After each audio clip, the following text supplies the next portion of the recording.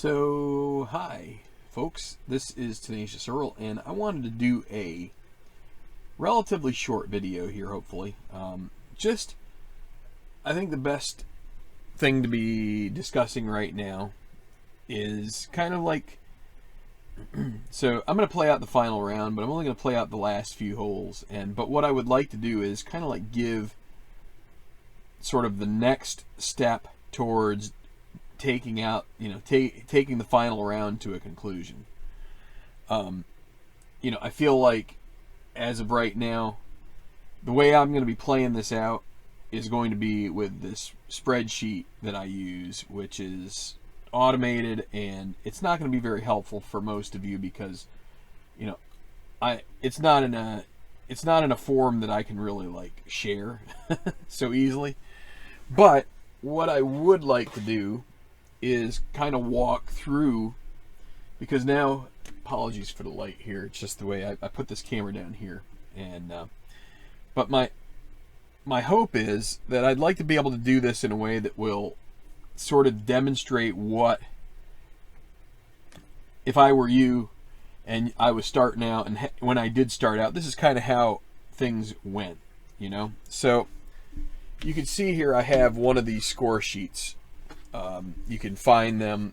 I believe Al Wilson was the one who kind of like put this guy together. There are other ones that are available through Play, but this is the tournament mode one that works really well. The other thing that you're going to probably need when you're getting started is, I took out all of the letter cards. We don't need the letter cards, but we do need this star, because the star is where the leader goes. So I've played this stuff out before in other videos, so you could always search that out, but I would like to have something that's a little bit more condensed and in line with the same kind of like time frame. And I'm just going to make a quick adjustment here because things are just a little bright there. There we go. I think that's a little better. So my hands look a little weird. It's just, that's the way it goes. So we have these cards here that are like 1 stroke back, 2 strokes back, 3 strokes back, 4, 5, 6. Now, this comes with History Maker Golf, right? So this is basically your leaderboard. And what you would do, and I'm going to find my cards here, you would take your cards and I need to bring up my spreadsheet here. So this is what I'm using, and it's got like an automated leaderboard and stuff, and you guys don't really have that, but I had to bring that up because that's where my data is for the golfers that are going to be used. So that way I can look at it, and it's kind of a cheat sheet for me because I can't quite remember. I do remember that, so when you set this up, you're probably going to set them up. This is one way to do it. You could set it up with Martin Van Dyke, Rance Aberley as your leaders because they're starting at 201. So then 3 behind are going to be Myung Cho and Connor Messick right here. Okay, I'm gonna have to move my dice tower out of the way a little bit. It's gonna get in the way, but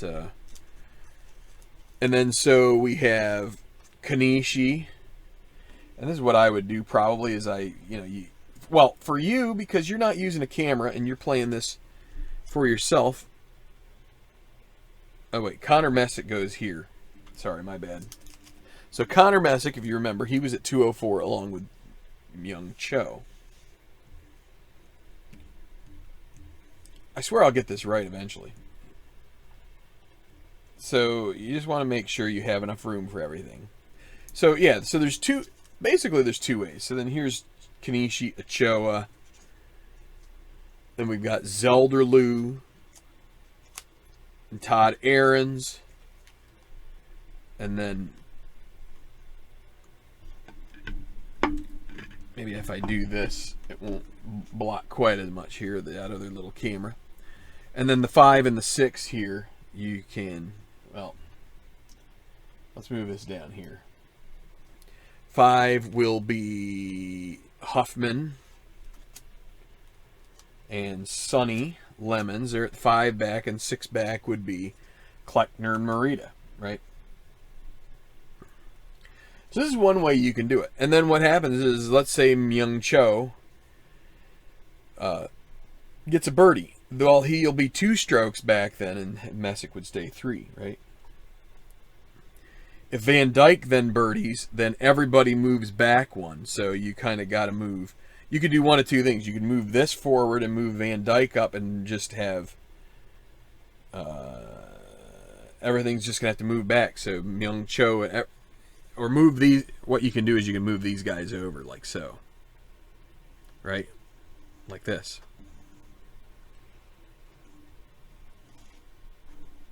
Just like that. So, I mean, that's what this leaderboard is supposed to be like. Now, if you have, they have game mats that you can purchase. Ink Gaming is what most of the people who buy those use as the way to print those out. I just bought this thing here. This is a nice little mat that just is sheer black and fine, you know. But they have a mat, so you could download the template from, I think Al Wilson's. Like if you go to the FAQ through the Facebook page, it's like a Google site they've set up, and they've got play mats and things like that for all of the play games. You can find one that has these set up on there, and you can just get it for your table, and you can have these. Because like I said, if you don't have a camera, so like this 5 strokes back, you can just have them set here. I have 1, 2, 3, and I have a 4th one very close to me. The other thing that, and also if you have a big desk, this is like a workbench, so it's only maybe 2.5 feet deep. So it's a little shallow, and so I don't have quite as much room. But so that's the way you would do it, and you move these things around. Now the other way you can do this is, so another thing that I will do at times, and I'm not going to set them up right now, but I could put them on my blog, and I have added the blog URL to the about on the channel here, and I'm going to try and put it in most, if not all, of my ongoing videos or things that are going up. But like I have these guys, which are just, minus 13. It's an Excel file, and you can just print them out on cardstock, and they work pretty well. You can just replace your strokes back with that. The other thing you could do is if you end up in a situation where you figured out a better way, like maybe you're finding a way on the score sheet here to keep track of scores, and you're not so worried, to know where guys are, and you're not so worried about this stuff. Then what you could do is kind of like what I do for my tournaments. Let's get these things out of the way. So Van Dyke, Aberley, and who is the other one? Cho. They would be like this, right? That's the first group. Then we have Messick and Kanishi and Ochoa. They're the second. This is the lead group. They're the last ones off the tee. And then we have Zelderloot, Aarons, and Huffman, and then Lemons, Kleckner, and Merida. So this is the way that I would set up my tournament, because I have a way that I have a leaderboard that is a little easier. Now, I don't know. The other thing is, if you have the tracker that is available, the Reggie Bowers tracker, I assume that probably does give you a leaderboard as you go as well. So then you could have things like this, which I feel like is easier, because you don't ever have to think to myself, okay, who's next? Because when you're using this guy and you have the leaderboard, you still have to kind of like look at this and say, okay, who's next each time. But So then, you know, you fill this out here. Your first group is going to be, and I'm not going to use this, but let's just, and I don't want to write on these cards, but, just as I was kind of like wrapping this up, I remembered one thing that we should talk about here. So the perks and issues. That's something that we need to talk about. So I didn't set those up for you. So let's do that real quick. We had Martin Van Dyke, who had 5 red chips. So we're going to take 5 of these bad boys, which is a lot of them. I don't have a ton. I have basically what came with the game. I probably should buy more. There's 3, 4, 5. And so we just put them on Martin Van Dyke, right? So we'll put them right here. And then we have Messick, who is Sunny. So I have these little, hopefully you can see that. We'll put it up here for Messick. You can put it up top. You can put it over the tournament rating. You can do whatever you want with it. But just mark that as Sunny. And I also have a way I can mark it in my spreadsheet there. But I have a bunch. I have a template for those. Again, you can just print them on cardstock and cut them out. So that is that's another thing you have to do for setup that I had kind of forgotten. Let me just turn it like this a little bit. So I'm going to put like Lemons here. He's the leader in the first group, and you're going to have to write out all your pars.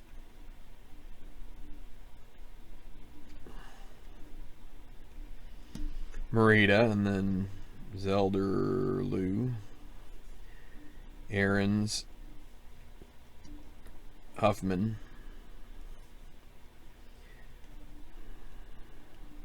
Messick. I'm writing it real sloppy because, again, I'm not planning to populate this at all, other than just to kind of like show you. And then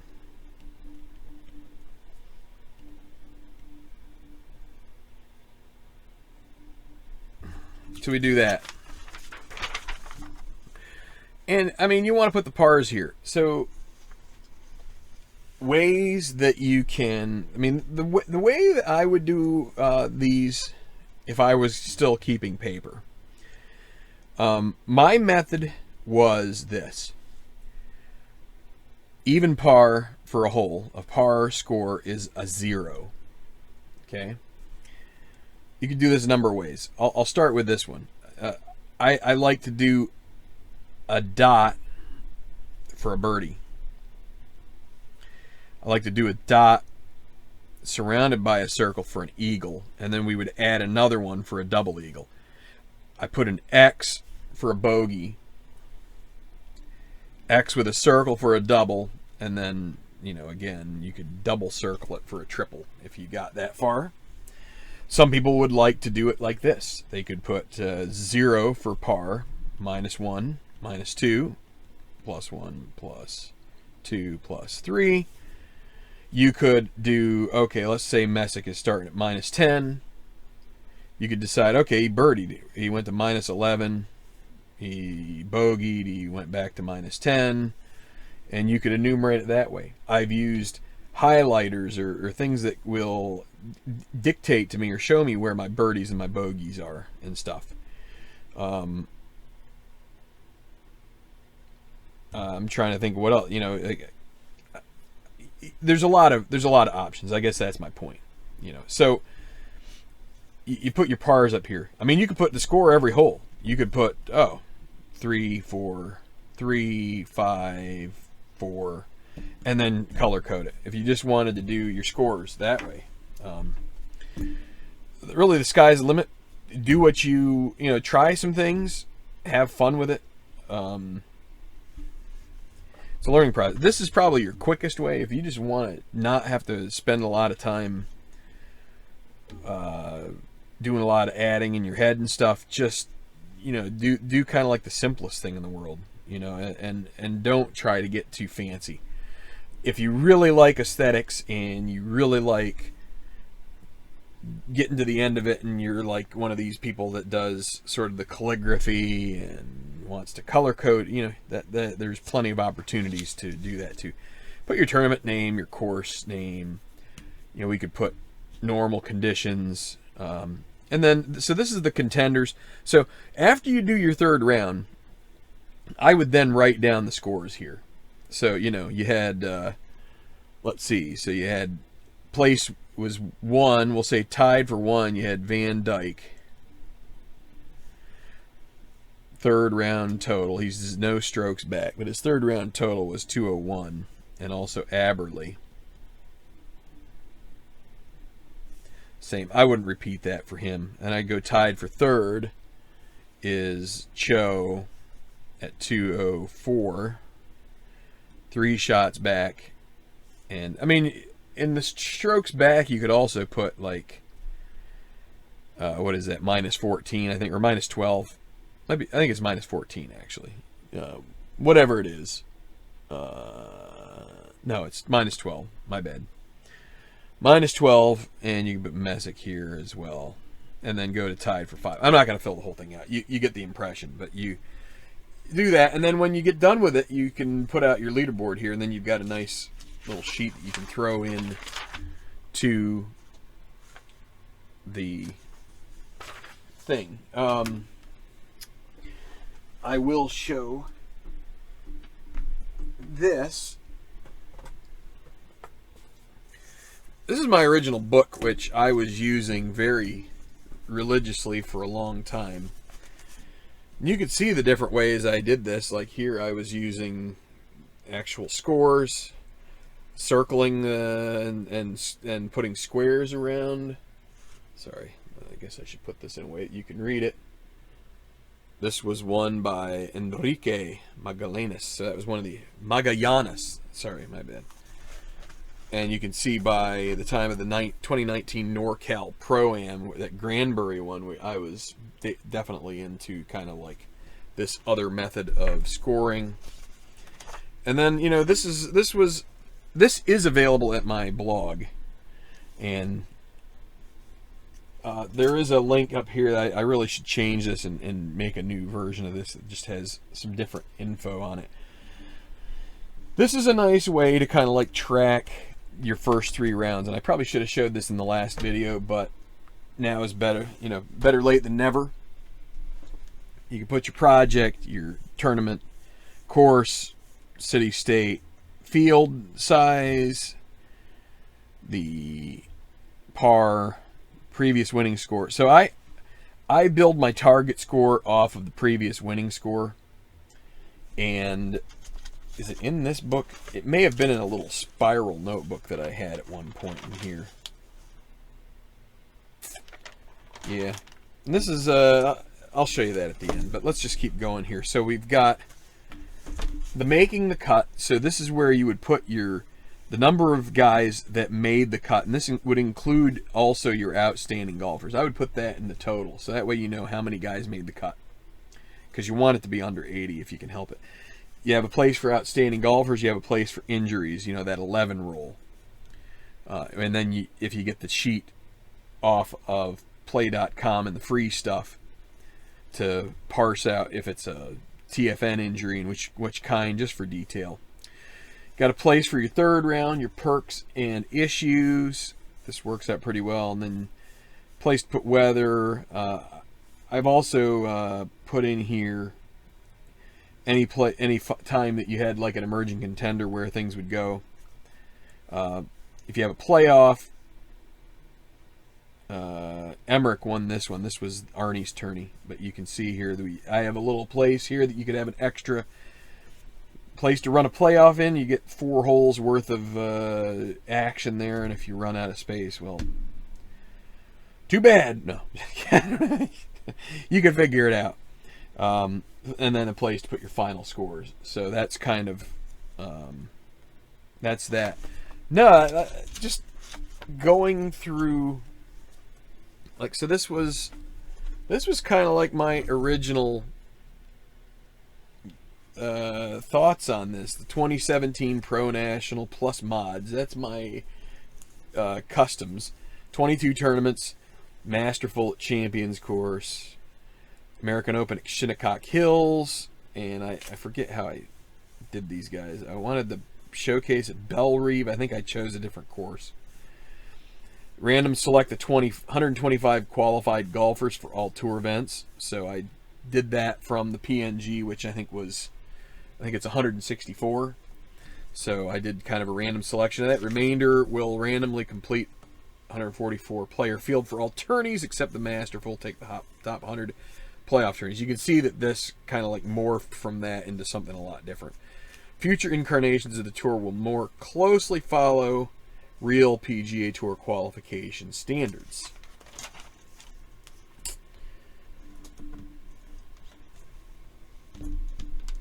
These were qualifiers here. That was not the tour list.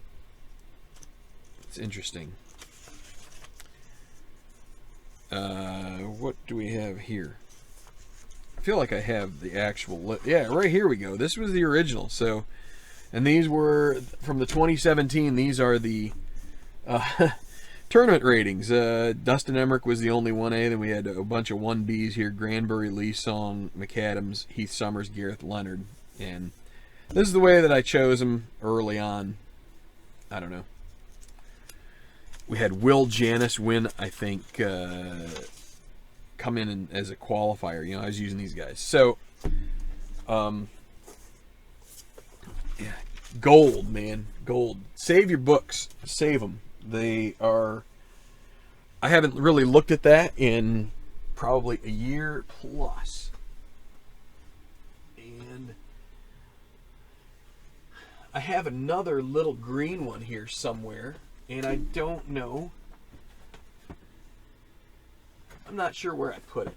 It'll turn up here. I'll have to get it out because it had some other little bits and pieces to it.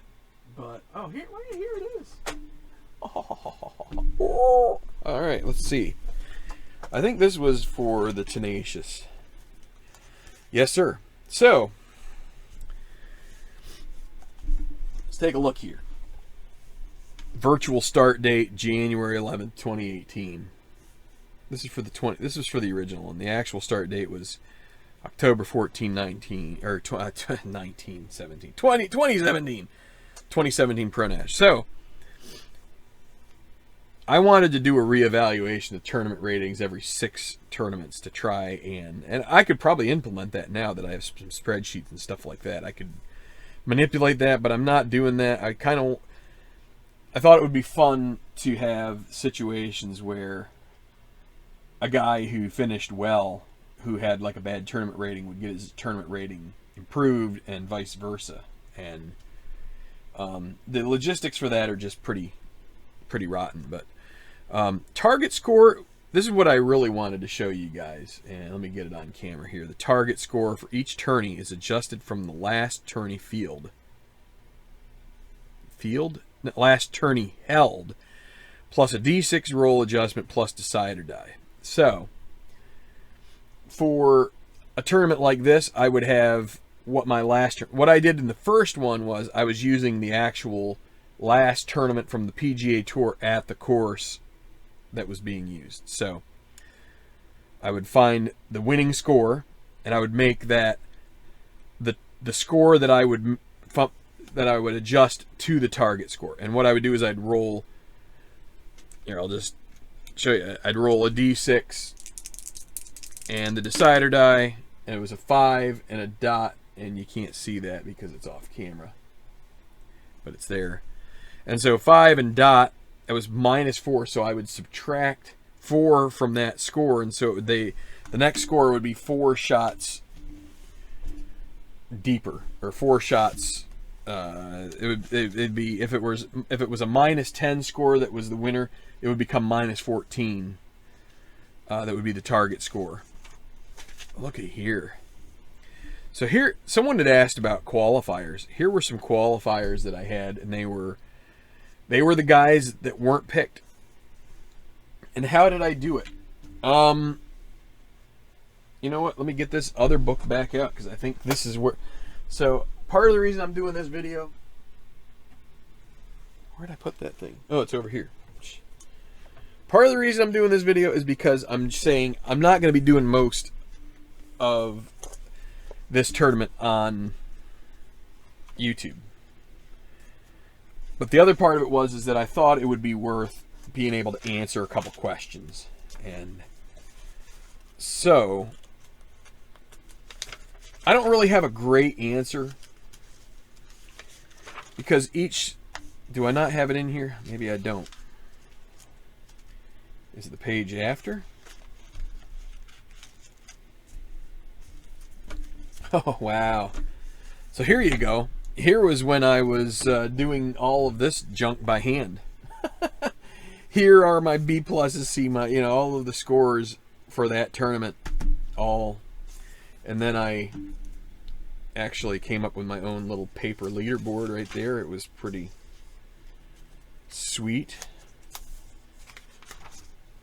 Do I have anywhere? Okay, so here it is. Here is what I think I was looking for. So here's the San Diego Open. Pacific Pines. Who that? Look at that. Magallanes won that. Magallanes won that. I keep saying that wrong. There's our buddy Emmerich. But so here were some qualifiers. Okay, let me move this up. Here were some qualifiers. And let's see. So just my recollection of this for how I would do qualifiers. So again, I had come up with 125 players for that were going to be card holders. And that was kind of like based on an old notion of what the PGA Tour did. And it's not that way anymore. But so I had this 164 set. And I took 125 of them. That means that there are, what is it, 39, something like that. I don't know. Is my math right? Something like that. And I also had a bunch of these custom cards that I just used random number generators to come up with. And so I'm like, okay, how can I qualify? So what I did was I had, I don't know, I forget what I picked. Just pick a number of qualifying golfers. And then what I would do is, and what I did here, I would separate them into 8 piles. Shuffle them up the best you can, and separate them into 8 piles. Take a decider die.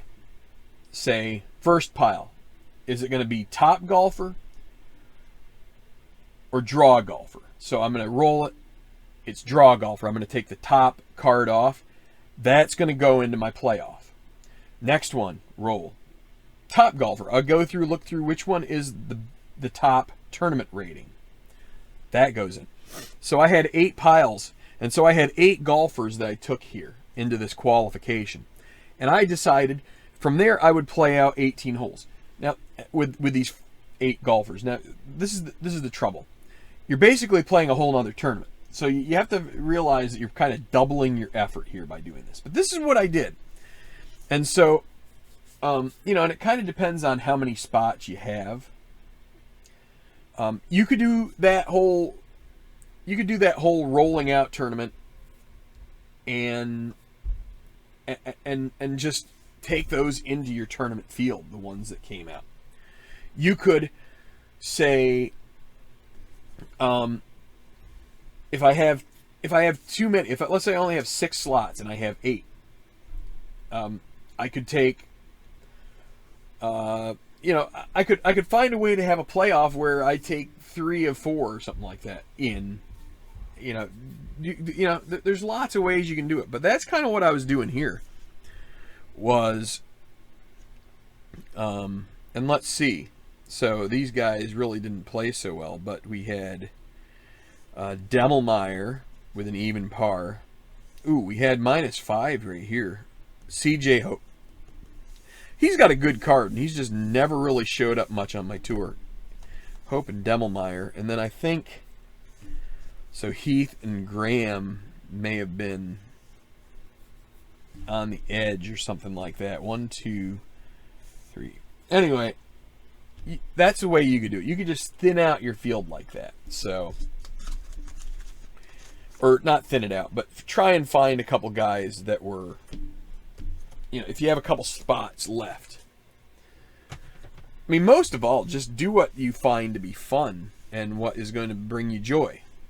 You know, there's people who are coming up with brand new tournament formats, and it's one of the nice things about what we have here on the tabletop is that we can try out things, and if something doesn't work, then you can just forget about it, right? And if it works really well, then you just stick with it. But so, you know, you fill out that form, and then you just start doing your typical games, right? You do your typical rounds. You start with Sunny Lemons, and you get your dice, and you roll it, and you get your course cards. You know, for this it would be the Desert Sky Golf Club. I've got it in my box here. I haven't gotten it out yet, but that's, and you just start playing it out. And I'm going to play out the last, I'd say 6 or 7 holes tomorrow, Saturday. I'll probably do a live stream with it. So, but I just wanted to get this out here so that I could just talk through some of this, just a little bit of prep, and then the logistics, because like I said, things are just going to be a little different when I'm doing it, and I don't plan to do a tournament where I do everything manual probably anymore, because it's just it's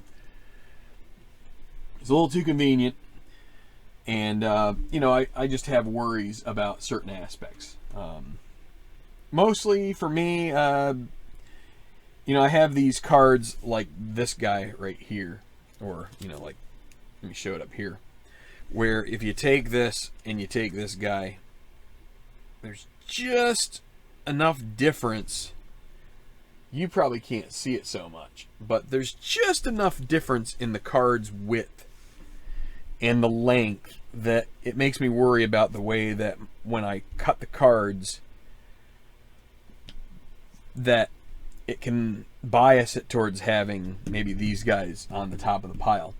So another thing that you can do with that is, if you've got a pile, and I've done this in tournaments, many of the tournaments early on, you just take the pile and you put them out on the table and use a D20, and you let that decide. And if you don't get in the range or whatever, you can just roll again. If you've got 10 golfers and you roll a 15, you could still go with the 5th one, you know, and things like that. There's ways to do it. Like I said, go back and look at my old videos if you're interested in how to use a D20 to help you avoid what I would consider to be a potential biasing if you've got cards of different sizes. While I'm just sitting here, I have a couple. So there were a couple of other comments here on this.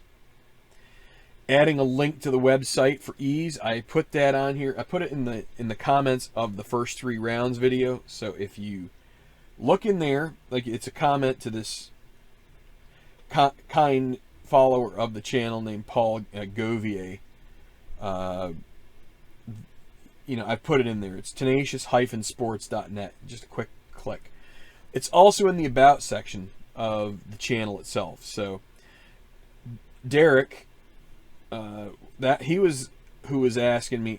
Okay, the other thing I wanted to explain in this video was, and it got a little weird, I think, because I glossed it over, and so anybody who is confused about this, here we go. What did I do when I was trying to figure out Kleckner and Merida? I had a bunch of B pluses, right? So I'm going to move this up here. And you just saw me. I had like 10 cards, and I took these 5 dice, and I went like this. Oh, what's this? And so this is what I did. This is what I would consider to be a poor man's way to get by with without decider die. I have extra decider dice somewhere in here. I have them in a couple of games. I bought some extras, but I don't always get them out, and I don't always know where they are. So what have I done here? I've decided to use these D6s as decider dice. So what happened was, let me just take some of these other B pluses so I can demonstrate. So if you remember, when we did the leaderboard, we had A plus could have 2 scores. If you get a decider die, the score is 1 better than if the decider die is not. So when I had 2 spots to fill in the final 12 out of, I don't know, 8 golfers, 10 golfers, I forget what it was. What I did was I rolled this out. And so when the decider die is yes, let's say it was Zephaniah Scott, he got to go into the higher one for B plus. And then we had White, so let's say it was Gentry and Wiles, because all of these guys are odd. So the odd ones for me, and again I was going decider die, then white, black, silver, then green. I was doing odd is yes, so these are the yeses, and then Burke Yielding would be the no. So he would go below. So when I was going to choose these golfers, I only wanted to choose them from the ones that would be the higher, because they're closer to the leader. They're going to be shown in the final coverage because this whole setup is based on TV coverage. It's supposed to feel like you're watching CBS's or ABC's or NBC's or Fox, whatever, ESPN, Golf Channel, their coverage of the final round, and they're only going to show the final few groups. And so that's why I want to make sure that when I'm selecting these final groups, I'm trying to get the guys that I think are... It doesn't always work this way. You have to understand. There's some fudge factor in this. You'll get guys who are in those final few pairings who, by the time you get to TV coverage, they're already like 7 or 8, 9, 10 strokes back, and you would never see a lick of them, right? What I'm trying to do here is just set up these groups in a way that makes sense. You could just take the first 2 on the top of the B plus if you wanted to. You don't even need to roll the decider die if you don't want to, right? You just say, well, these 2 are the first 2, we're going to use them, and then let the emerging contender. The emerging contender thing could still take precedent. I have to add, like this group here, it is so rare for any of them to end up in the top 3. It's just a really grueling thing. But here's another good thing to talk about before we get too far, because it's worth mentioning. Because I've seen questions about it on the forum. What about guys who drop below or drop like 7 shots back? Let's say that Kenji takes a double bogey. He's going to be like 8 shots back. What do? I keep playing him. What I do is I use this rule. And there's a couple different ways you can do it. And I've seen people, I think this was on the Delphi forum actually, this question. Some people like doing it one way. I like doing it this way. I like saying, it's like the match play rule, okay? In match play, which is where each hole is kind of like worth a point. And so if you score better than your opponent on a hole, you get a point. Or you win a hole. So you go 1 up, 2 up, 3 up. So let's say you get to the 11th hole and you're playing the 11th hole and you are 8 up with 8 to play. That's called dormy. That means that if you just tie the hole, the match is over, right? So we got 12, 13, 14, 15, 16, 17, 18. 7 holes left after 11. You have an 8-shot lead. If you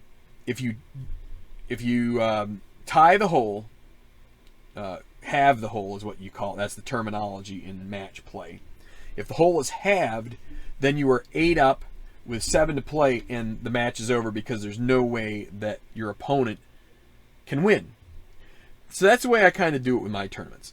I get to the point where if a golfer is more strokes back than he has holes to play, up to a certain point, then I'll take him off. And usually I won't let that happen until the back 9. So if he's 11 with 10 to play, I don't know.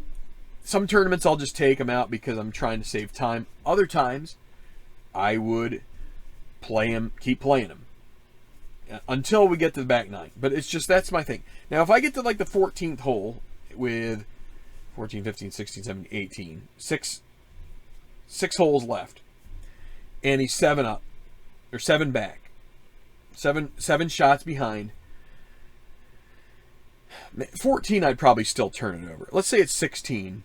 So we've got 3 holes left, and he's 4 shots. I'm going to play him out. I'm not worried about that. I just want to get guys who are so far back that they're not going to be challenging for the win, and that they just haven't been that influential.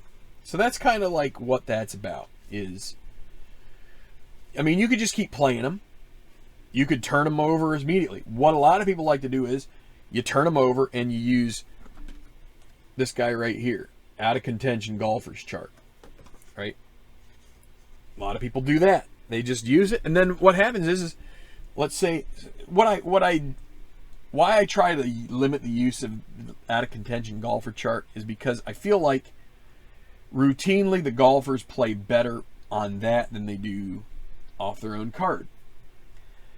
Not the end of the world, but just if I can, the longer I can play off of what they're carded as, the better, as far as I'm concerned. Because if you go to this out of contention thing and you start getting birdies, now what people do, I'm meandering a little bit. What people do is, so let's say that they were 7 back and they get a couple birdies, or they get 1 birdie and they get back 6.